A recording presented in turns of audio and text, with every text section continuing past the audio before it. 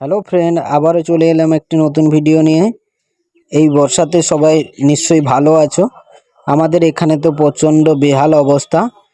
তবে আজকে আমি যে বিষয়টা নিয়ে কথা বলতে এসেছি সেটি এই রেন লিলি সম্পর্কে। এই বর্ষাতে সবার রেন লিলি আশা করি ফুটে গেছে, আর যাদের এখনও ফুটেনি তারা একটি সহজ কাজ করতে পারো। তাহলে দেখবে আমার যেমন এত ফুল ফুটেছে তোমাদেরও ফুল ফুটবে এবং এই বর্ষাতে ভালোই ফুল পেতেই থাকবে।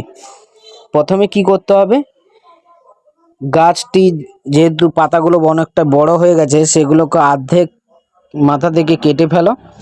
তারপর গাছের গোড়াতে হালকা হালকা করে উস্কে দাও, দিয়ে খানিকটা সর্ষে খোল এবং পটাশ, এছাড়া ডিএপিও দিতে পারো, সামান্য সামান্য পরিমাণে দিয়ে জল দিয়ে দাও।